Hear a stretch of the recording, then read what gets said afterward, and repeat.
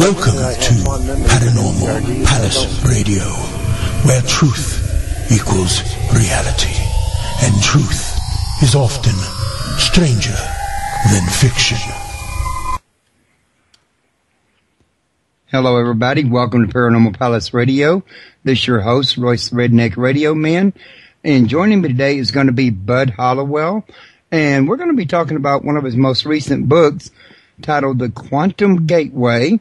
And in this book, he does a lot of talking about where science meets spirituality, and some might say religion, although myself personally, I would consider the two separate, since for me, spirituality is really more of an esoteric thing than religion is more of a exoteric and more dogmatic, whereas and you look toward the outward side more, whereas on spirituality you look toward the inside more.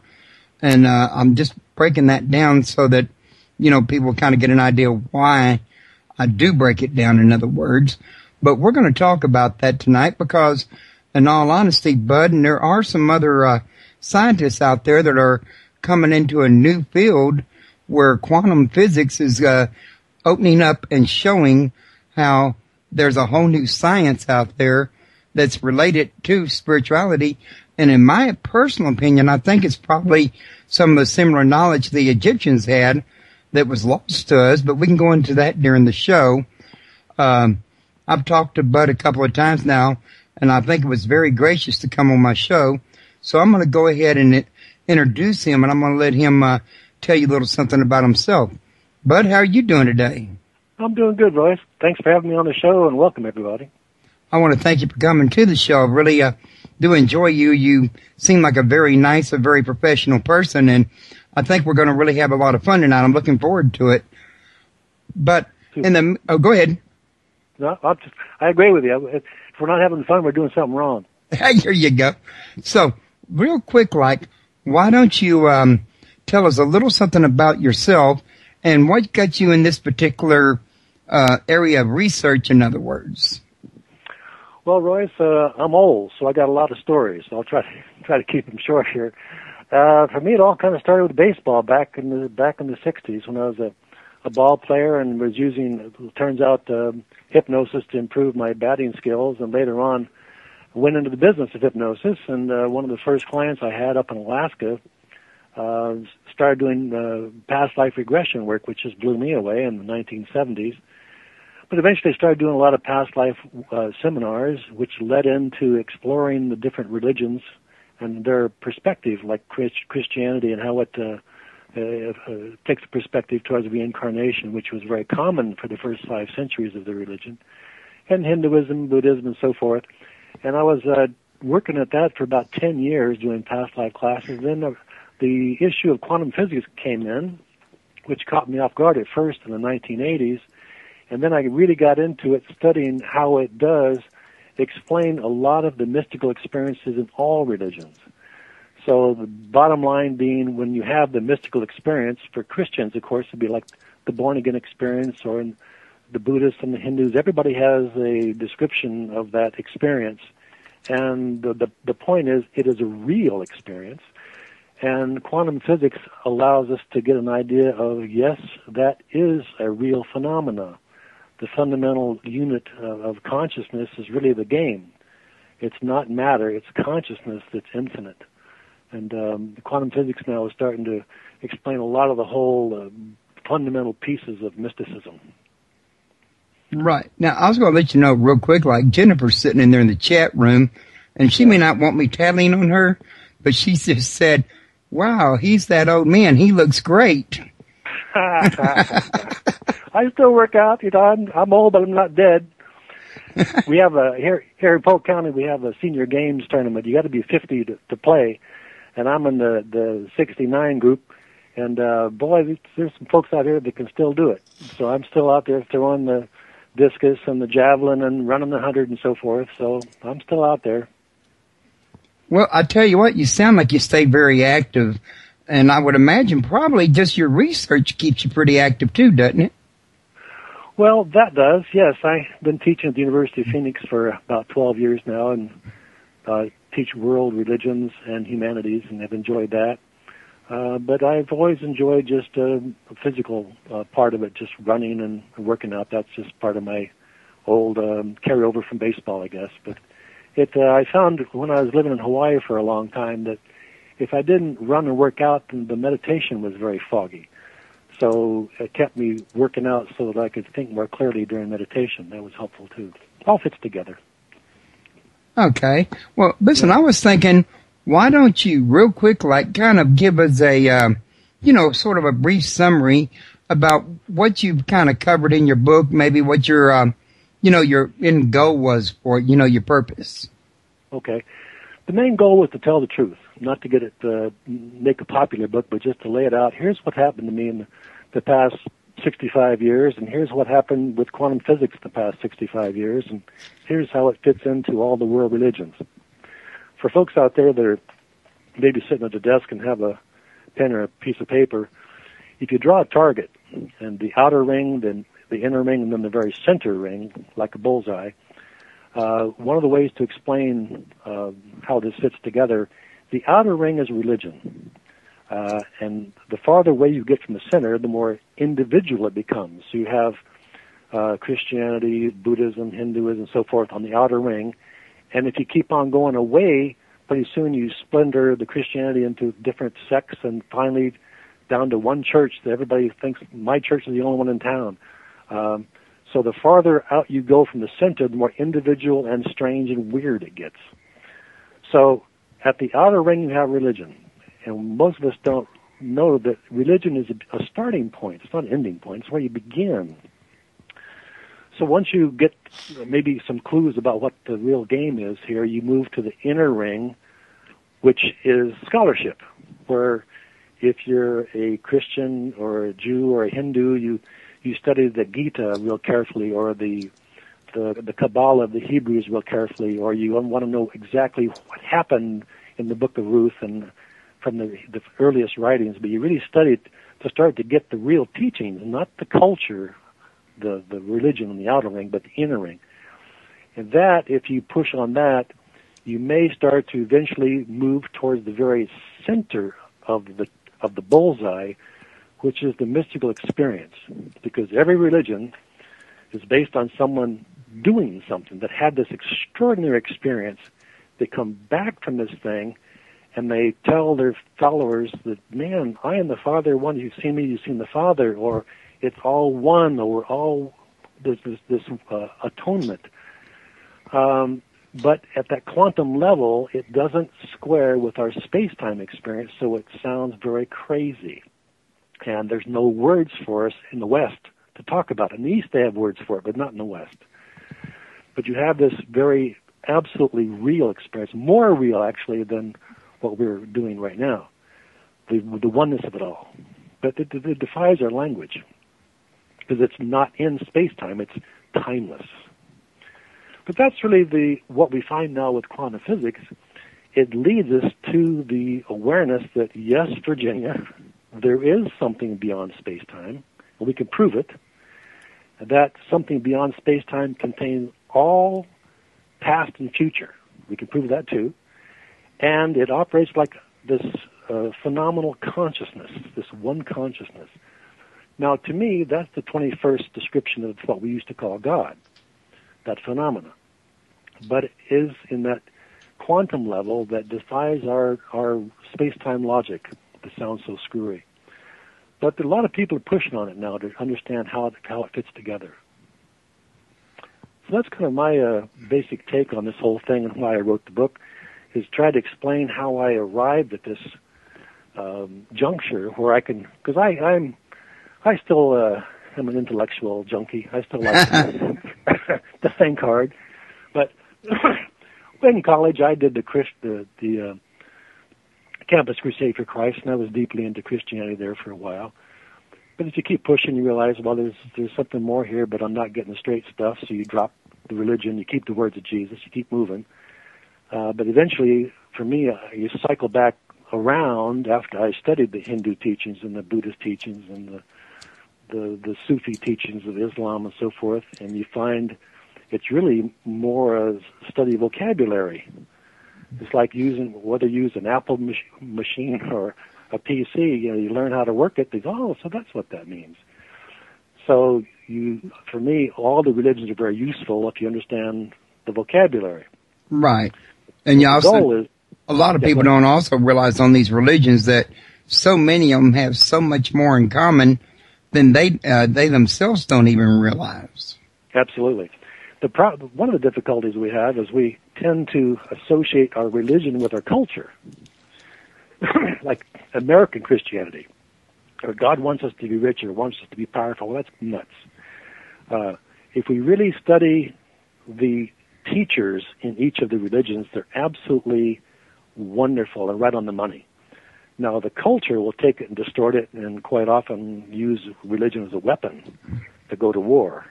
But if we can really sit and listen to the real teachers, they're absolutely congruent. Compassion, love, forgiveness, all the qualities that we all admire. But that's too tough. That's hard work to get to that level. Well, I got to tell you. Oh, go ahead. I'm sorry. No, I'm with you. Go ahead. I was just going to say that, one of my listeners in there, Jen, was just saying, or not saying, but she was showing me that she went and checked out your PowerPoint on your site because her questions are derived from your PowerPoint slide. Okay. One of them. Well, okay. I think she probably she looked at more than one. Her first question was, wouldn't you say the Ardipithecus from 4.4 million years ago presented in your PowerPoint human evolution on slide 19 looks a lot like Bigfoot?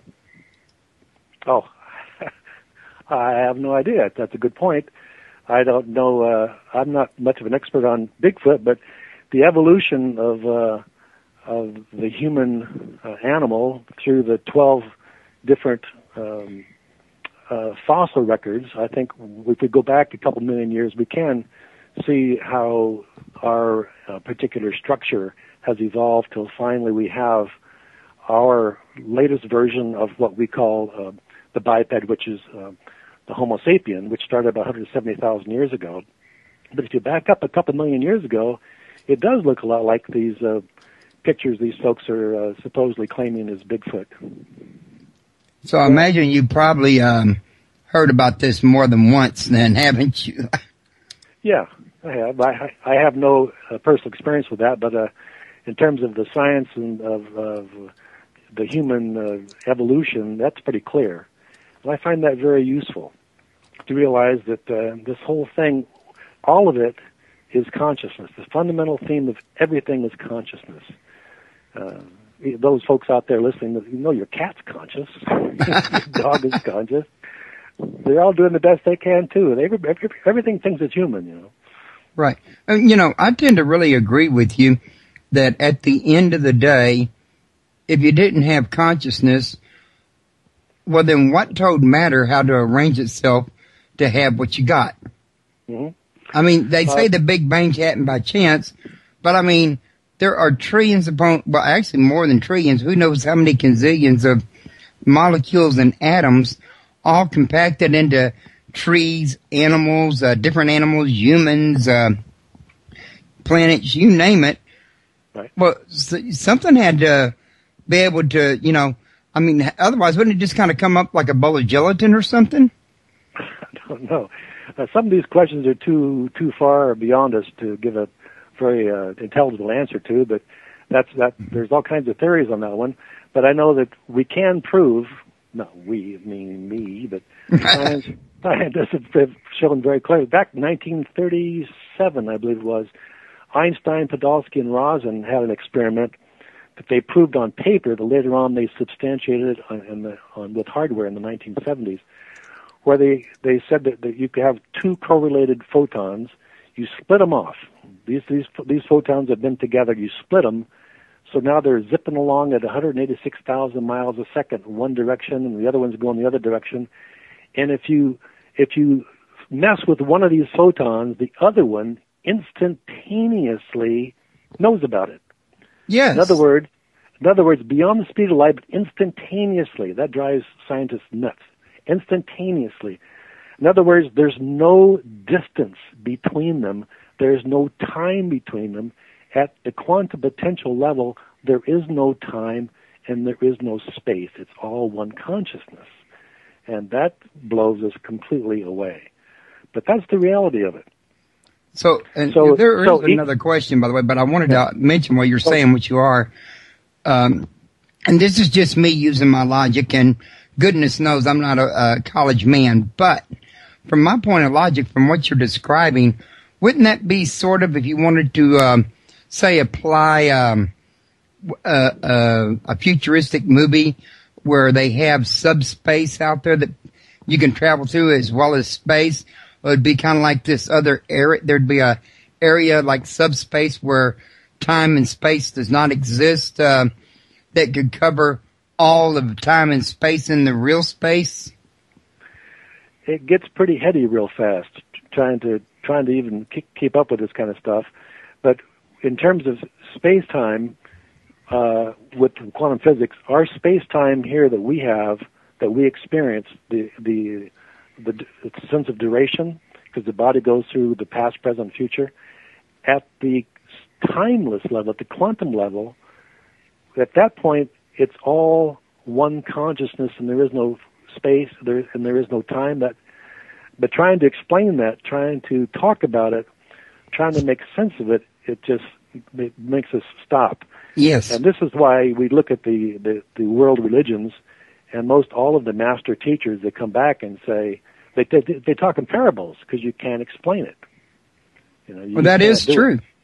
I mean, you're like you say, this is, I'm trying to think of, like Babylon 5 or Star Trek or Star Wars to, describe what, how it would appear to me. So you can imagine what it would be like for people who had never seen those movies to try to put it in writing, in other words. Yes. You have a paranormal show here, Royce, and one of the things you probably had on some psychic readers, and people do past life work and do clairvoyant work and so forth, right? Yes, sir. One of the things that is fairly common as you drop into doing that kind of work, and I'm not a reader, that's not my path, but I've done a lot of that kind of stuff, is giving up the illusion of being Bud or Royce and starting to move into the possibility that my true nature is pure light, pure consciousness, beyond time and beyond space. And that takes some practice, but the idea is to give up the illusion of the ego and open to the reality of the quantum self, or the pure light, if you want, or God, or whatever words you want to use. At that point, I am everywhere at all times. But trying to talk about that makes you sound like an idiot. It just doesn't compute. But the feeling, when you drop into that, if you get deep enough into the meditation and you clear enough, then that becomes a reality. Well, yeah, and if you stop and think about it, because this came to my mind while I was listening to you a minute ago, and maybe I'm a strange person, but I got to thinking, if I go out on my street and I look down the road, you can see 2-3 blocks down the road fairly easy. During this 2 or 3 blocks, you can see all the trees lining the road. You can see all the houses and everything at a single glance, although you have not traversed out all of that space. Your body could not do it without spending 3, 4, 5 minutes to walk the distance, but your eyes and your mind and consciousness could take it all in less than a second. Right. And that's kind of what it sounds to me like what you're describing.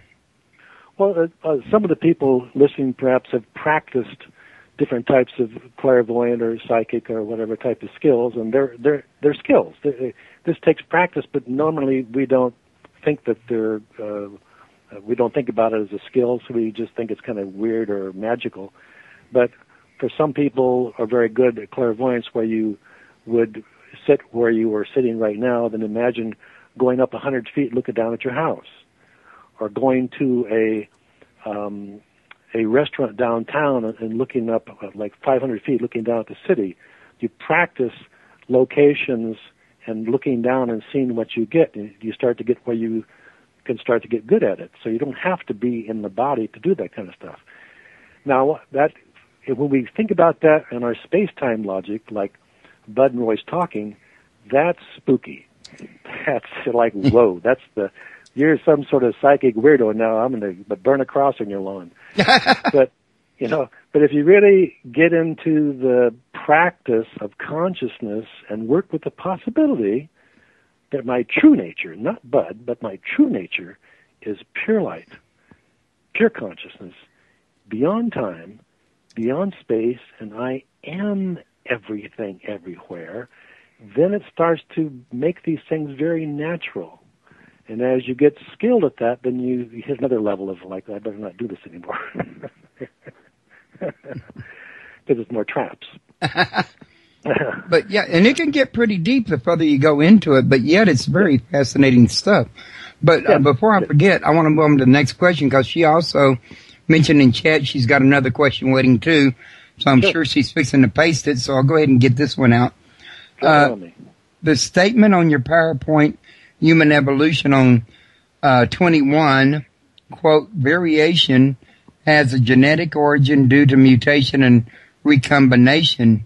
Wouldn't you say that these mutations has been tampered with mostly by all types of governments around the world due to all the chemicals and toxic waste that they have poured in the air, water, and soil, and have allowed our farmers and companies to put chemicals into our food and products, and have allowed cows to eat cows as an example, and not forgetting all these lab tests with humans and animals and the creation of various viral military warfare bacteria.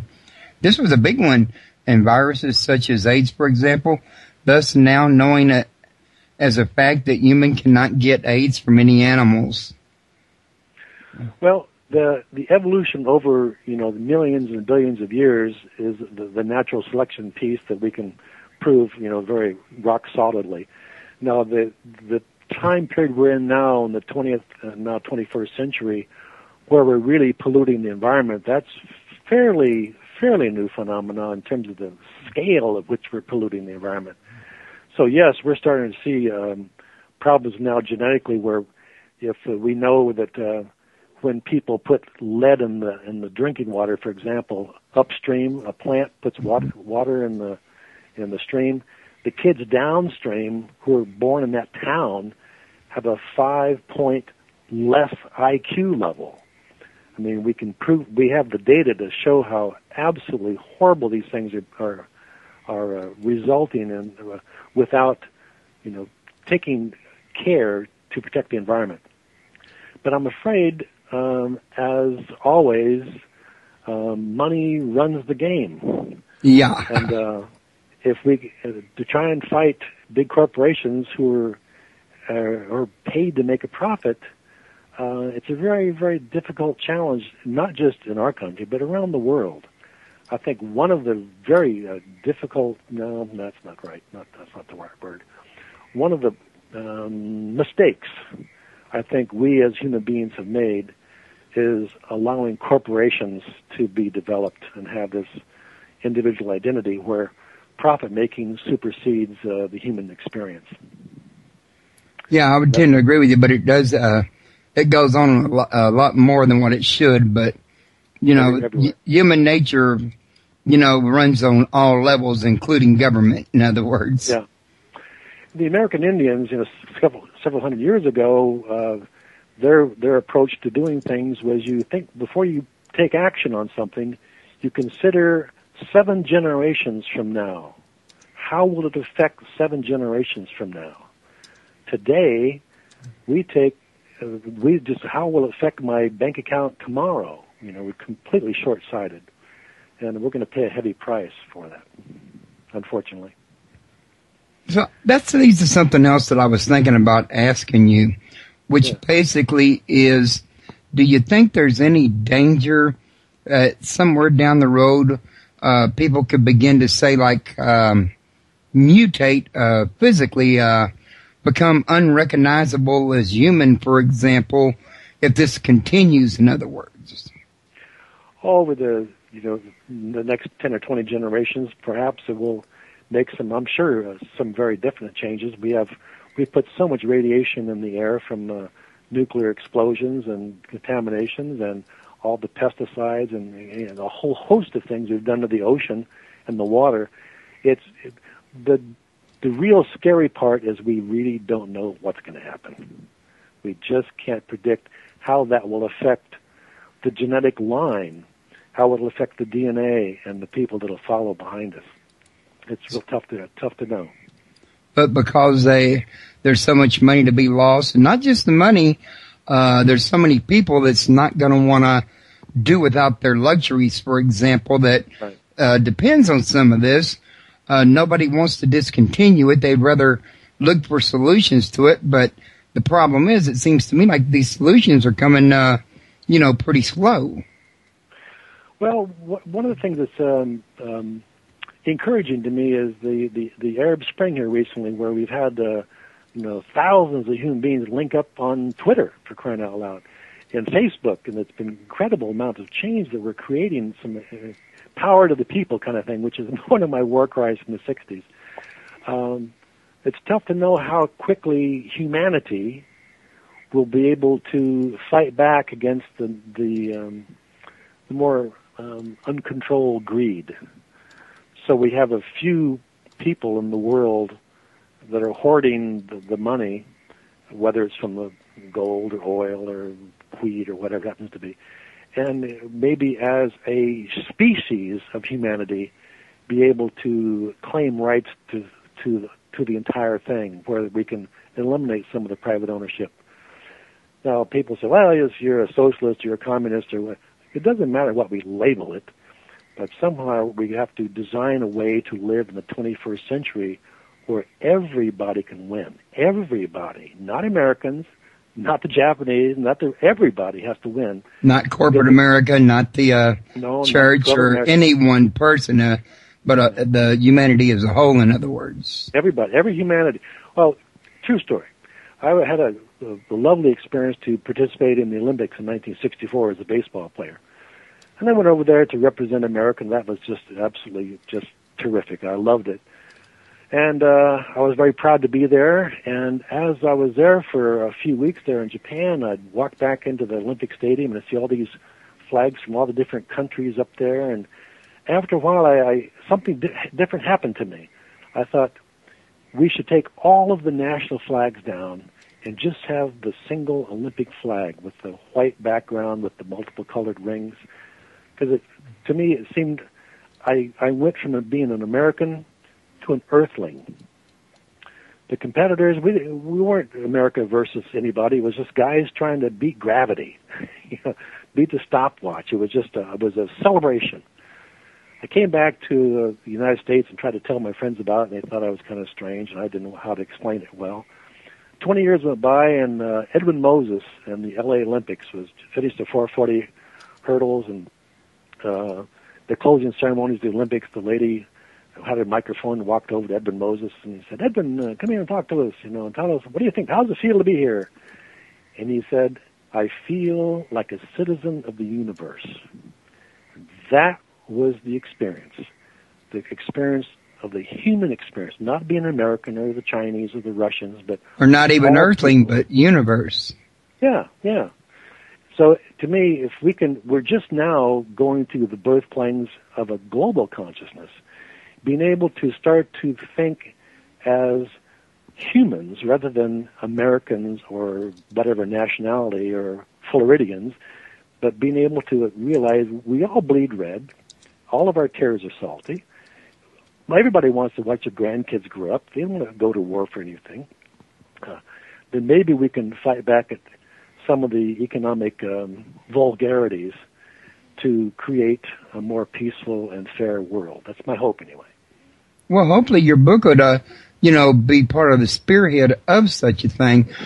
Before we forget, I wanted to mention real quick, because there's people that's going to be hearing this at YouTube later, at Dailymotion, iTunes, where, all kinds of places, that if you want to catch the show live, join and chat with the other people here. We'd love to have you here. It's www.bbc www.paranormalpalace.com. And while you're here, you could also, sign up for the newsletter, and that way you'll always know when we have shows coming up. And I also wanted to mention, because I got all carried away talking to Bud here, he's such an interesting man, that he's got a website at www.oneworldinsight.com. And I also put his link in the chat room. Sadly, my chat room's not designed to link. I got a PHP nuke script, and I have to go with the chat that comes with that, so it doesn't have all the luxuries there all the time, guys. But you can copy and paste that link and, put it up in your address bar, and you can check out his site. In fact, I wanted to apologize to everybody for the music that you heard a minute ago. That was me going to his site to get the link and put it in the chat room. I guess you might have heard it and wondered, might have even thought you recognized it. I thought I was online for a minute. You're looking at your browser. Did I open one window? Yeah, the OneWorldInsight.com has some TV shows that I do here in Florida on mysticism and world religions and so forth. It's kind of a fun site. So you haven't just educated yourself in religion or in mysticism or in physics, but you've actually studied the whole entire gambit in order to have a balanced view. Is that correct? Well, I guess I'm kind of a slow learner, Rice. I just enjoy learning stuff. One of the luxuries I've had teaching for the University of Phoenix for the past 12 years is I've taught about 40 different courses, and I just love taking a new course and going through it and PowerPointing it and cranking it, teaching it. You learn so much more teaching. So I've had a very privileged opportunity to teach so much, and I really like that. But the world religion really has been my specialty. That was trying to explain all the what we used to call past life phenomena that was happening in the 70s and 80s and 90s. But I really enjoyed it. I was very privileged to learn all that stuff. I bet I would have been felt very privileged as well. But real quick, you got a couple questions here. One from Les, but there was one waiting from Jen again. God bless her. I love her. She just asks so many questions. She always so active, and I just love having people that, ask questions, because it lets you guys know that people are listening. You know what I mean? But, good. All right. Let me go ahead and get her question. There was something I was going to mention a minute ago, and I'll be doggone if I didn't forget what it was, but maybe it'll come to me while you're answering this one. Okay. In your PowerPoint critical thinking on slide 6, the quote, "Cats are really the supreme species," unquote, and below is showing a picture of an orange cat sleeping on a lazy boy. Can you elaborate on this theory? Sure. Because I know they are self-healing animals. They manage their emotions ever well. They have a sixth sense.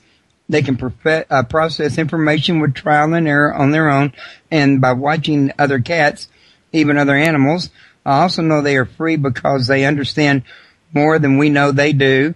And you know what? She studies a lot, but yet they tend to not follow the rest of the herd. I was just kind of having fun with that slide, but for those of us who are cat owners, and I am, of course, and their work is real good. They teach us how to trim. They spend all day rehearsing for a nap. And they do everything with absolute pleasure.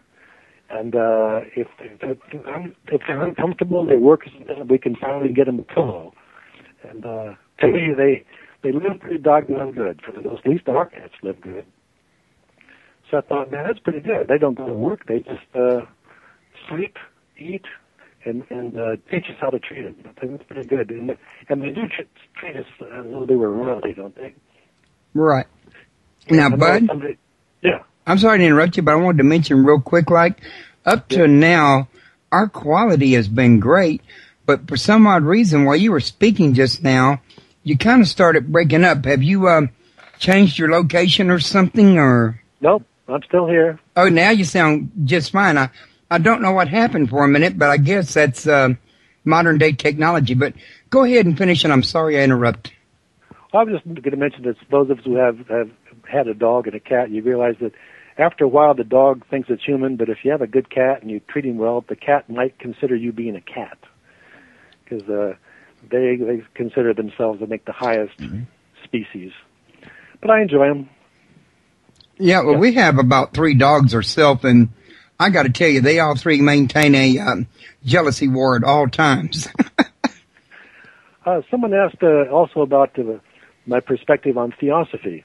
Yes, I was just fixing to mention that was Les's question. That was the next one. Didn't use no psychic skills. Actually, my wife handed me a note. But the Theosophical Society in Fort Lauderdale, I've done a few talks for them down there, and I really enjoy them. And some of the work they've done with Annie Besant, with Blavatsky, all that stuff that laid the groundwork for bringing our Western world into the spiritual teachings, I think has been phenomenal. And yes, much of their stuff has been very useful in my education. Yes, Alice Bailey, Blavatsky, all those folks were pioneers for a lot of us in the West. Yeah, the one thing that I would mention to everybody is when you're, because I'm with him, I recommend checking out Buddhism, Theosophy, Judaism, Christianity, all of them. But what you want to bear in mind is, contrary to what a lot of people seem to think, no single one religion really has a monopoly on the truth and knows everything and can point out the way, and they do all disagree.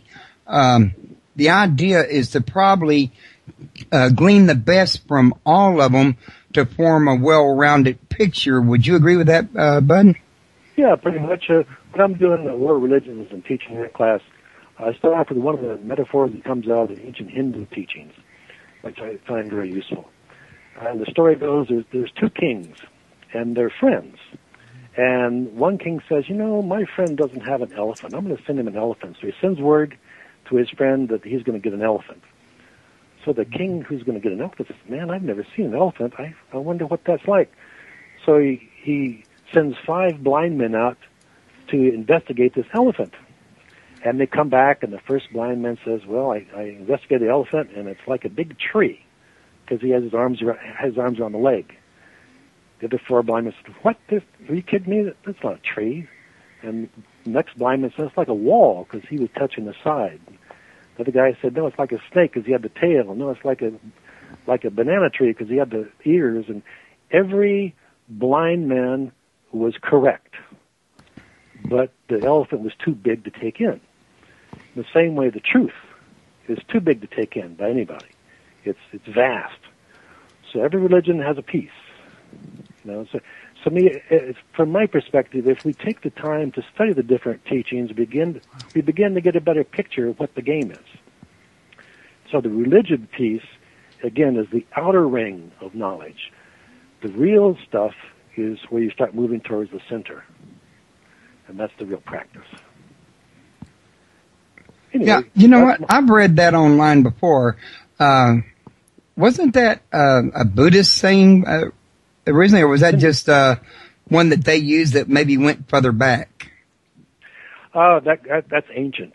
That goes back thousands and thousands of years in the Hindu teachings.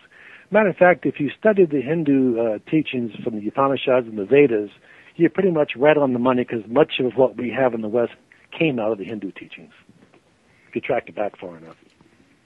But matter of fact, quantum physics also was explained from the Hindu teachings. There it is. Same thing with the Buddhist teachings. They talk about the 2 truths. Boom. The descriptions of what we now have in quantum physics, you can just read the works of the Buddhists and Hindus. There, they had it right there, 4,000 years ago. Good stuff. Oh, and you know what? I just remembered what it was I was going to mention earlier. It was about, I was going to say that everything that you're mentioning here, it's not really just you. I said this earlier. I've had Bernard Haish on my show. He's a physicist, and he's had the same findings about where quantum physics meets spirituality. I've had astronaut Edgar Mitchell on. He found that the, for noetic science is there. And he actually, when he mentioned the same thing you did about how particles can be separated by billions of miles, and still communicate, in other words. Yes. Instantaneous. Yes. And I don't know if he's the one that discovered it, but he mentioned it on my show long ago when Hurricane Ike came through here. And there's been other people, like I say, that's in a similar field as you are, that has done it. So, I think science is gradually, starting to, catch up with ancient religion, in other words, and find the lost knowledge. I want to say it was Bernard Heischen in his book mentioned the fact that also that in order for a thing, and they're just learning this in quantum science recently, for a thing to exist, it has to first be observed, in other words. Yes. And now this sounds strange to some people because the first thing people want to ask, well, who observed all of creation? Well, then that would be God originally. Well, we get caught in the words on that one. But to get back to quantum physics on that one, one of the things that happened, if you got a minute here with this, a little bit of the history of the quantum physics evolution. Back in 1800, they proved that light operated like a wave, because they could take a light bulb, they shine it through two cuts in a wall, and on the back wall there'd be a wave pattern. So they thought, okay, light is a wave. Well, 100 years go by, and in 1905 they discovered that light could also operate like a particle. So I thought, somebody instantly thought, well, I wonder what happens if we shoot one particle towards these two slits, what would happen? So they tried this, and they thought, well, of course, it would operate like a golf ball, where the particle would zip through one or the other. So in the back wall, over time, you'd have, two strips. Well, it turns out, if you measured those particles and watched them, that's exactly what happened. But if you covered it so you couldn't see what was going on, it operated like a wave. Now, catch this. A particle, like a golf ball, operated like a wave. It went through both slits simultaneously and operated like a wave. That's impossible, completely impossible. Well, it's still a mind lord for us today. But what came from that is the awareness that consciousness plays an important part in what we call space-time reality. If I'm not conscious of particles, everything is a wave. But if I'm watching something, boom, it becomes a particle. So reality that we know, our familiar space-time, is based on being conscious of particles. And there's where we are. But behind this apparentness, which we call space-time, which was familiar to us, there is this incredible, phenomenal quantum potential that's all waves of potential particles. And that just completely blows us away. Yeah. You know what? I got to tell you, that's got to be mind-boggling research to get into, though, doesn't it? Gives you a headache. I know that when I read Bernard Heisch's book, and he got to explaining some of this stuff, at certain points, being a high school grad, I got to admit, I thought I was reading Greek for a few minutes. Roy, someone asked me about what age do I feel I should, that I start doing this kind of work. And now I'm 69 right now. But I started doing the work with hypnosis back in the 60s, a little bit with athletic performance, and I had no sense of the spiritual game at all. I kind of gave up on the Christian idea. I kept the words of Jesus, could have made sense, but the rest of it was just didn't make any sense at all. But when I got into the hypnosis business later on, and I started working initially in the 70s with teaching past life seminars, I had things that I was experiencing with my students 4 nights a week for like 5 years of working this kind of stuff, and I needed to understand how this could explain past life experiences, which led me to study the Christian teachings and the Buddhist teachings and the Sufis and the Islam and so forth. But so for me, the age that I really got into this was in my late 30s, and there was a moment in time where I was having these experiences, and I was working with thousands of people doing this, and at the same time, I had quite a strong resistance to some of the more fundamentalist Christian folks who were praying I would die. And I had to decide, am I going to do this? Am I going to do it right? Am I going to do it with absolute ruthless truth and compassion, or do I cave to these people?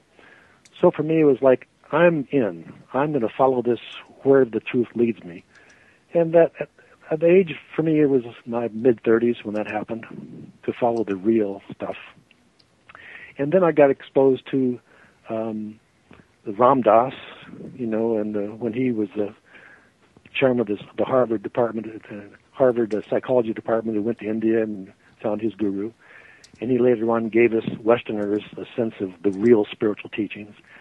Then I read Autobiography of a Yogi by Yogananda, which again was a huge breakthrough for me when I realized this is doable stuff. But another piece, I was one of the speakers at a conference in Santa Monica back in the early 80s, and one of the speakers on this 7-day and 7-night experience was a man named Swami Sashtananda. And I had a chance to talk with him, and for me, the reality of finally meeting some people who were doing the spiritual path, really doing the spiritual path, was an incredible commitment for me. Like, okay, this is doable. I'm in. It was not religion. It was the teachings, the real teachings. But in terms of age, I think that it just, life kind of hits you with a meringue pie once in a while, and you do it. You just say, okay, I'm in. So now, you talked about these phone calls before and reincarnation. I take it that you do past life regressions then? Used to. I've worked with about 7,000 people doing that over the years. So he's kind of, you've kind of gotten away from it recently or something? I got out of it. Just like we moved from Alaska to Hawaii, then to Colorado, and I started teaching at the university, and just a matter of time, and I started doing the regular professor stuff, and my wife, Sheila, she was working at Columbine during that massacre, worked the recovery of that, and that really hurt her health quite a bit, and we wanted to move into Florida, and just kind of had my hands full doing regular professor stuff in the college, and then we have a little home care business here in Lakeland, Florida, and it's just a matter of time and energy and effort. So are you guys, are y'all planning on, or should I say are you planning on getting another book out on the market in the future? I am. I am working on a workbook on the incarnations, and it should be out here in another 6 months or so. I'm also going to republish a book that a friend of mine and I wrote in the 80s called The Eternal Dance. There was a 22-chapter, 500-page book on reincarnation that we really are very proud of, and we're going to get that back out here this year, too. That sounds very, very interesting. Of course, like I said, I've got a real interest in anything that, joins science and religion because, like I said at the beginning of the show, it seems to me like this is where everything's going to end up meeting at, or where it probably met at, back in the days of Egypt, in other words. Oh, yeah, back beyond that. One of the things that you also, maybe some of your listeners might appreciate as you get, and this journey is a very long one. It's a very long process of unfolding here. And early in the journey is you're accumulating knowledge. You're trying to gather stuff and gather stuff and gather stuff from all kinds of pieces. Later on, when you start getting the idea, okay, here's where we're going, here's what I need to do, when you shift from knowledge to wisdom, you start subtracting stuff. You start dropping stuff, letting go of this, letting go of that, letting go of this, letting go of that. So knowledge is addition, wisdom is subtraction, giving up what you used to think you were, giving up anger, giving up jealousy, giving up being American, giving up, letting go of all that stuff. So for me, I went through a tremendous process of accumulation there, and now I'm really working on the subtraction piece, letting go of more and more stuff. Yeah, and I've had to go through that experience myself, but I think that's really sort of a part of growth and maturing, or at least it has seemed that way for me. Agree. Yep. Which I hope it means I grow up and not old. No, absolutely. Nothing against being old. I'm old now, and I plan on being here a while longer. But trying to just dance while the music's playing and enjoy the entire experience and try to contribute as much as I can back to be of service, which is about the only thing that's really interesting anymore, is trying to be of service. Right. Help people stop the unnecessary suffering. Okay, now I was going to mention to you that we've been on for almost an hour. Did you want to continue this on a little further, or did you want to go ahead and rant? I'm with you. Let's just run this thing until we feel like stopping. All righty. Now, let's see. I was also going to ask you, though, can you tell us, you said that you're, in your book you wanted to talk about, different religions and their relation to quantum mechanics. So basically what you're coming to in the book is there's something, a connection between, say, like the Holy Spirit or the Spirit or consciousness or the being spirit, that is also, that's related to science. There's a connection in all of that, in other words? Well, if we're talking about in Christianity, the Holy Spirit and those kind of words, they're loaded words, like the word God. And this is one of the things that was very helpful for me in graduate school and college was a course called General Semantics, where it just takes a while to think through, but you start to really get a perspective that all the words that you and I are using right now are just noises. They're just noises, but they're noises we have a certain familiarity with that we give it meaning to. Same thing with when you write out a word, it's just a scratch on a paper or a blip on a screen. Mm. They're noises and scratches. That's what language is. That we tend to assign things certain values, but we forget that we are creating the value for it. Like the strong wind at sea. It's just wind. We say, well, that's Hurricane Kathleen. Whoa! Then all of a sudden it has a certain character, a certain quality that we take into our system. In the same way, we take words like God, Jesus, bicycles, Islam. Pick a noise. Again, a noise, and we associate values for it. Now, part of giving up and letting go of stuff is realizing all the patterns I picked up in my life, whether it's from my Baptist upbringing or from my experiences in Islam. It's all just experience. They're not good or bad. It's just experience. But I start labeling it, and I go down these cul-de-sacs and crash. So I try to avoid words that have these tangles to them, like God, Holy Spirit, so forth, because they use the same descriptions in the Buddhist teachings or the Hindu teachings. They're just different words.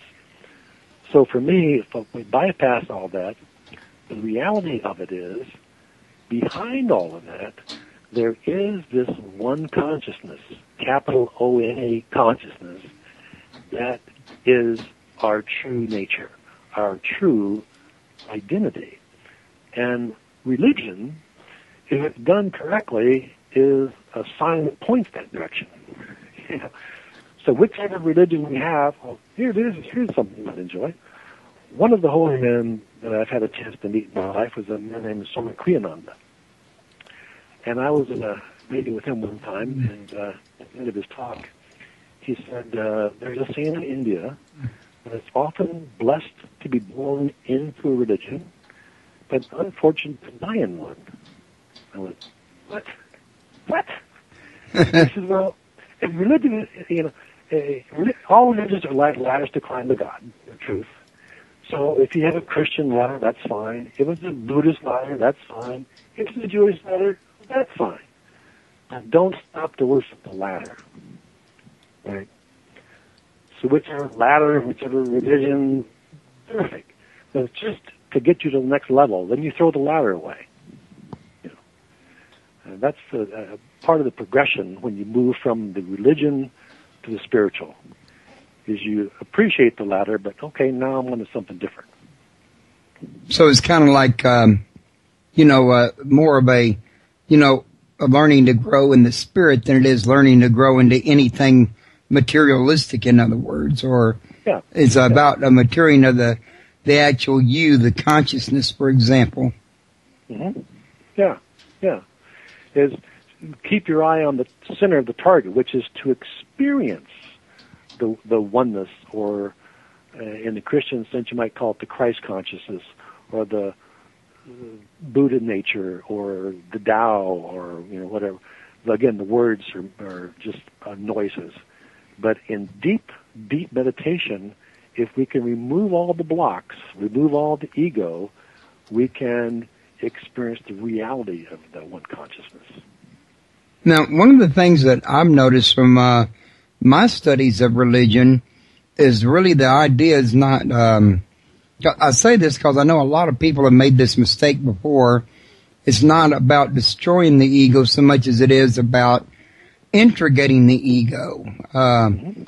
Learning, for example, which side rules, or should I say rules, how does the soul interact with the ego and vice versa?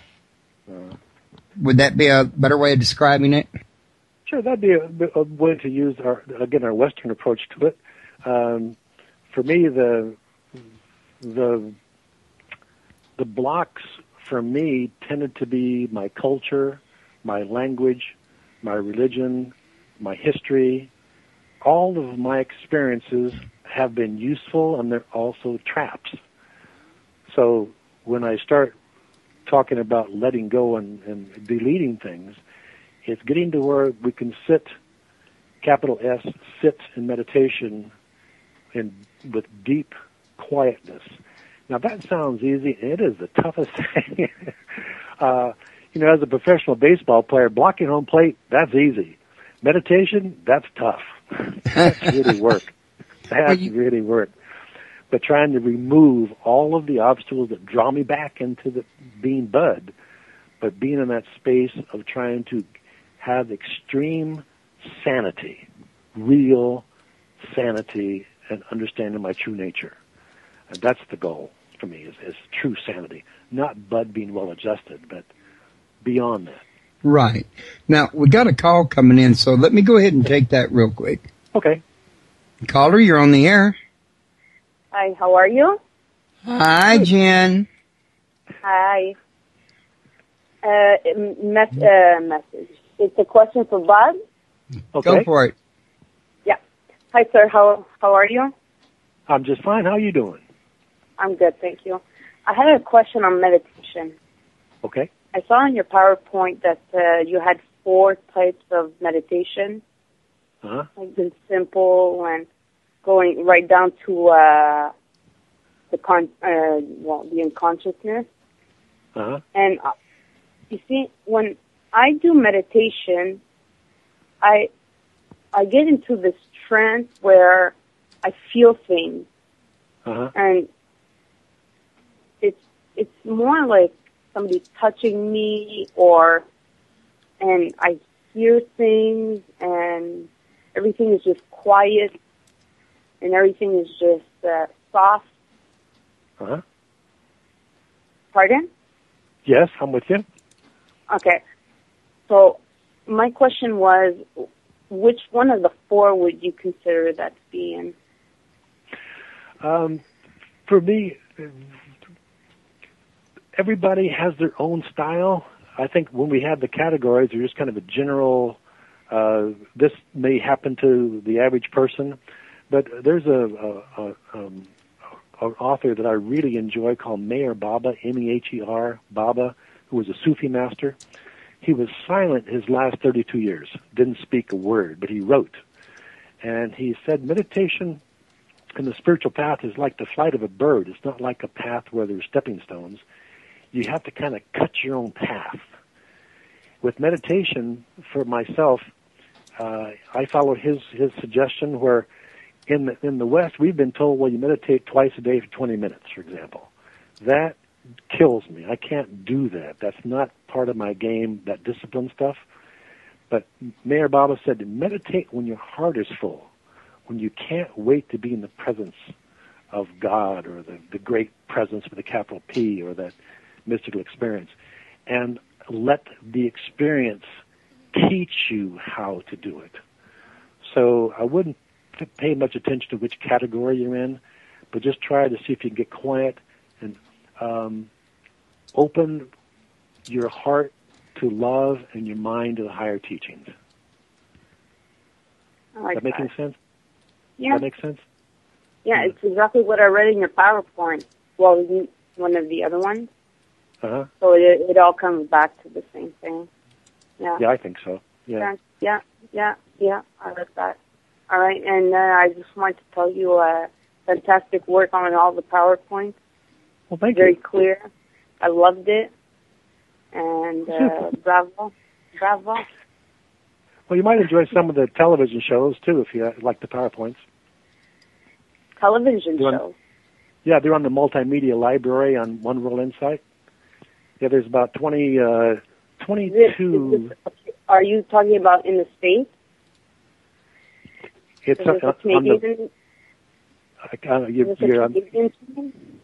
I'm not hearing you very well there.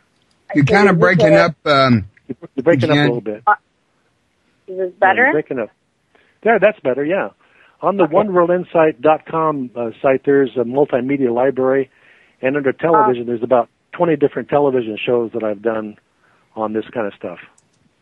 Okay. I thought it was on the TV here I'm old school, you know? I still look at the TV. I still watch the thing. I got you. Well, thank you. All right. Thank you so much. Thanks for calling, Jen. Thank you. Bye, sir. You have a good one. Bye-bye. Thank you. You know what? You've got a good show here. Oh, well, thank you. But you know what? I'm glad she called in because I plumb smooth forgot to tell everybody listening wherever they're listening at that the call-in number is 832-632-7904. And you can also call in if you're on Skype by messaging Mr. Paranormal, and I can accept it like it was a call.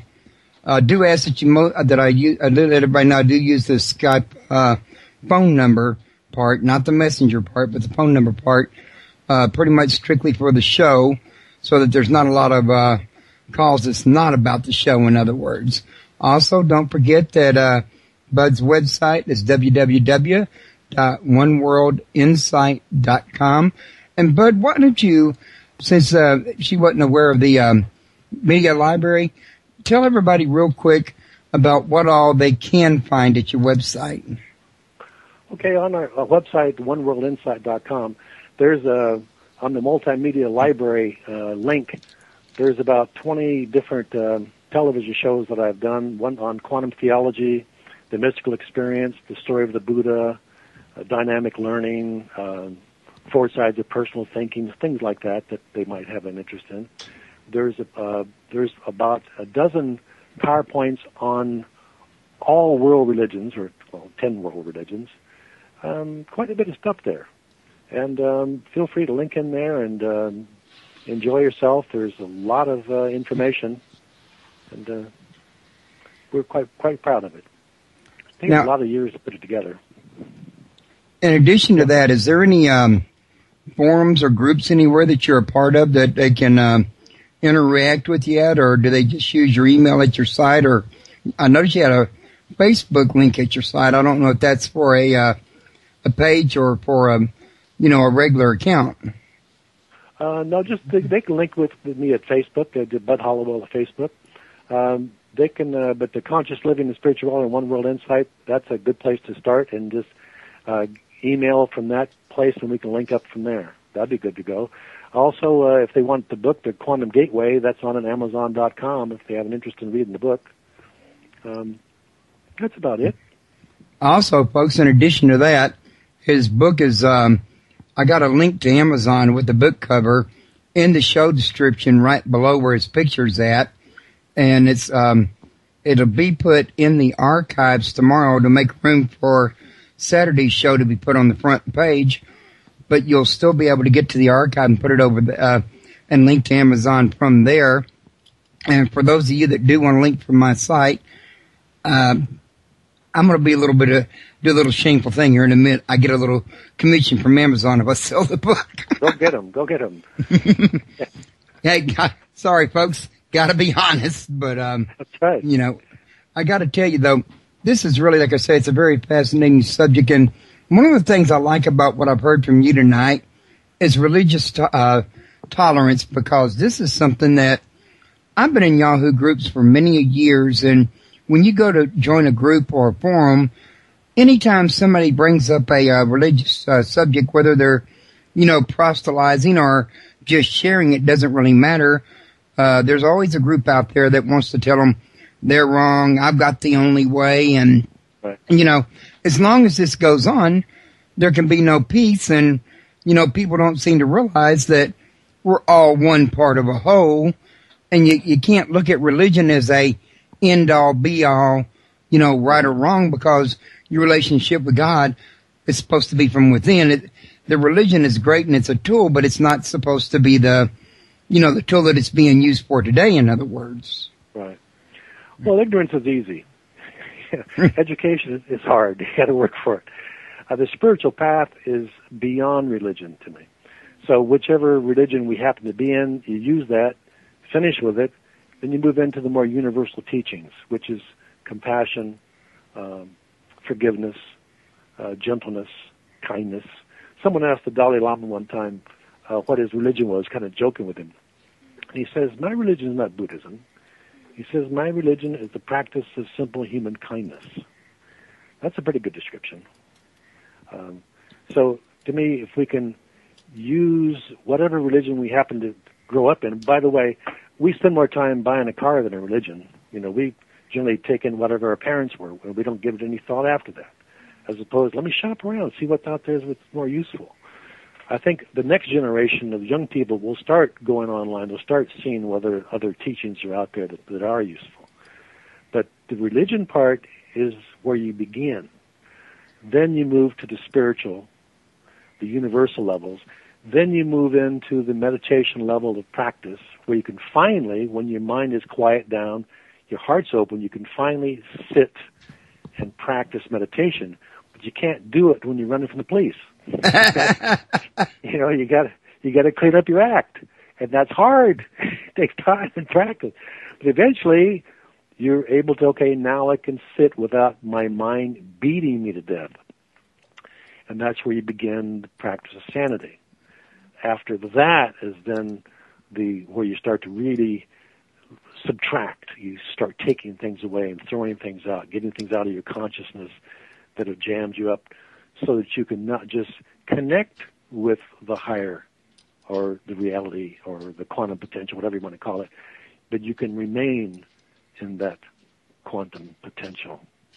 The difficulty of doing that, for those who have had the experience, is it's extremely blissful, so there's tears of joy.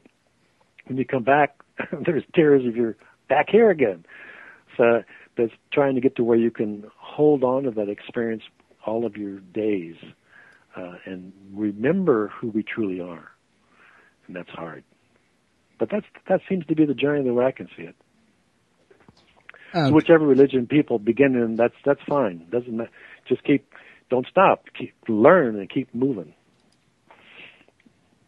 All righty. Yeah. I was going to also mention, somebody in the chat room asked me if my guest this Saturday was going to be Tom Carey, because you see, last Saturday I made a mistake. I looked at the schedule at the end of the show, like I usually do, to tell people who my upcoming guest is, and I was looking at March instead of February, and I accidentally fibbed everybody and told them Tom Carey. I want to correct that, everybody. Tom Carey will be March the 6th at 8 p.m., which is also a Tuesday night. And I did make a mistake with that. It's not this month. This Saturday's guest, actually, guys, since you've asked, is going to be Robert Macklin. And his book is called The Jesus Delusion. And, you know, some people might think that he doesn't believe Jesus existed, because there's many that don't. But in all honesty, from what I've checked him, unless I misunderstood, what he's actually talking about is the delusion of the teachings, because not all teachings credited to Jesus actually came from Jesus. There's been some additives and mistranslations and stuff, through the centuries, and he's going to be taking a look at that. That sounds good. Royce, I want to thank you for having me on your show. It's been great. Well, okay, now I wasn't trying to rush you up. I was just trying to correct a mistake, but in all honesty, I do have to get up with my son John in the morning. He goes to school. He's 17. I've got to get him through this year and next year, and I got no more children in school. 3 kids. Well, I know when my daughter left, finished high school. She finished high school when I was living in Alaska. She finished high school on Monday, and I moved to Hawaii on Thursday. With the last kid's gone, then they got to find you after that. Well, before you do go, I want to find out, because I asked you about if you was going to write another book in the near future, but do you have any other projects out there coming up? The project of the book I'm working on now is one, but the real work for me still, and it sounds kind of hokey, but it's still sitting, capital S. And yes, I do still teach at the University of Phoenix, and I teach humanities. I still teach comparative religion. Yeah, I do it. That's what I do in my workaday world. But the real work in terms of the spiritual stuff is the practice of sitting meditation, or in this case, just meditation when I'm walking around, and it doesn't look like I'm meditating, but I'm trying to practice being conscious. That's the real work I have in mind now. Work that I might share with people would go on to One World Insight, or if they have maybe a large group they want me to come and be a guest speaker, I'd be happy to consider that too. But I do guest speaking, yeah. Oh, in that case, then you really wouldn't mind if I shared your information with some of the other radio show hosts I know, because I know a few people that's always asking me if I know somebody can be on their show. Sure, be happy to. In fact, there's a guy over at United Paranormal International .ning named Wade. He's a pastor, but he's not like a fundamentalist. He's into paranormal, spiritualism, and a broad spectrum. And he's been posting all over Facebook about looking for guests, and I can pass your information along to him, in other words. I'd be happy to, Royce. That any time I can share this information is just lovely. It's a privilege. Okay. Well, I tell you what, I'm going to go ahead and call a wrap on this one here for the night, if that's okay with you. But I would love to have you come back, especially when you get that new book out, and tell us a little something about that new book, if you don't mind. Well, mainly it's more of a workbook. It's like, here's what do we do now? I've read the stuff. I understand kind of the consciousness game a little bit. I have a little background in meditation, maybe hypnosis. Well, can I have kind of like a 12-week program? What can I do? What kind of exercise can I do for the next 12 weeks to kind of make my life more rich and more conscious? So I focused on kind of a how-to book, where kind of like I read the stuff. Now, what can I do? I'm a real fan of doing things. If you just leave it as a theory, then it's kind of nonsense. Who cares? I like to bring it down to, okay, let me see if I can test this with personal experience, and that's kind of where I'm going to from here. Well, you've listened to the guy that played Sheridan on Babylon 5. From what you're describing, you're never going to die. If you go by his theory, because he was telling Delenn a story once about his old, I want to say it was Sergeant. Everybody kept asking him about why he would always wash his socks at the end of the day and hang them where he would hang them at. And he'd tell him some story about he does that so he'll always have something to do, because he always has to come home, come in after the war, get his other socks and fold them up and put them up. And he says, nobody dies that has something to do. So as long as I do that, I'll have something to do and I'll never die. Any of you maggots got a problem with that. Well, one of the things in terms of the spiritual growth for me now is really studying the phenomena of death very carefully and practicing personal death, quite honestly, to try and get comfortable with the experience, because we're all going to go through it again, and trying to pay attention to what that really means, giving up the body and trying to notice what happens as we transition. That's another area of study that I've put a lot of energy into. We haven't talked about that tonight, but actually, it's another piece. Before we go, now that you mention it, because I didn't think about that, because there's a lot of broad talk about this. For example, some religions will say you resurrect into your body. Some will say, no, you resurrect into a glorified body. As you know, it's like a lot of other things that's under debate, in other words. Now, me personally, it makes more sense that what you actually do is your transcendent body, your consciousness, leaves your body, but you're aware of everything even after it goes, versus like reincarnation, where you go out and come into another and you forget. In other words, you continue on in a different state other than reincarnating. I thought I would ask you, if you'd clarify what your learning has led you to, to believe about that. Oh, goodness, Royce, I'd open another hour. Yeah. Would you rather do another show for it? No. But, well, sometime we talk about that, but the brief piece is something does survive the death of the body. That I'm absolutely convinced of. I've had enough experiences to know that. What that is and how that happens depends which books you read, and quite honestly, I'm not that interested in the reading as much as the practice. What do I know from people who were really skilled in this area? What do they have to share? And what can I have in my own personal practice to substantiate this? So for me, the death experience, it says the Dalai Lama, is one of the most important meditations there is. It brings our life into perspective. Who am I? What happens? What's the point of being here? The real tough questions.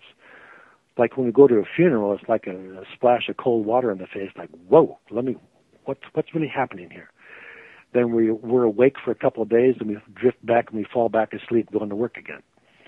So to me, death is a wake-up call for all of us, if we can keep in mind that we're just here for a visit. We're just passing through. And then what? So I put a lot of energy into that. Is paying attention. Well, I'm still in the reading stage, but I expect to be in a more proactive stage after I've finished the learning stage. Well, not that you ever really finish it, but I think you know what I mean by that. Right. Yeah, I do. When I get closer to being ready, I don't think I'm quite ready yet, in other words. Well, I had prostate cancer here last year, so it kind of, again, brought things into focus. I've gone through the radiation and the surgery and so forth. It's kind of like, hello,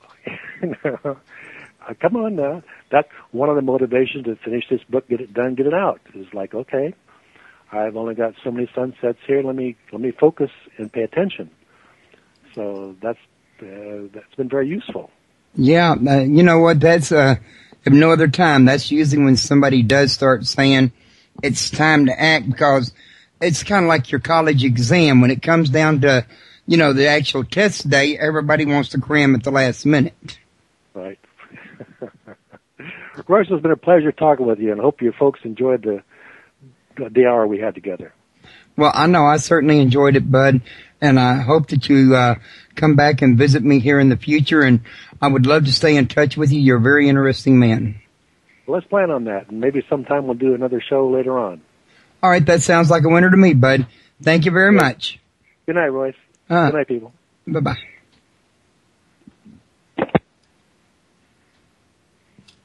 Okay, and once again, everybody, I want to thank you guys for coming. I couldn't have a show without my listeners any more than I could have a show without my guests, as I've said on a regular occasion, but I want to make sure there's newcomers that hear that, and that even though comers, I don't let them forget that. We're going to be back again this Saturday at the usual 1 p.m. I'll be talking to Robert Magdalene, the subjects of Jesus delusion. And now what I said about his book, that's the way I understood the description from reading it at Amazon. So I may find out I'm wrong when I'm talking to him. We'll play that one by ear and see how it goes. Guys, y'all have a good one. Y'all take care. And we'll be back again Saturday. Make sure you tell your friends, and don't forget to go to UnitedParanormalInternational.ning. They have a great bunch of people and researchers there, and a great social network. Good night, and we'll see you later.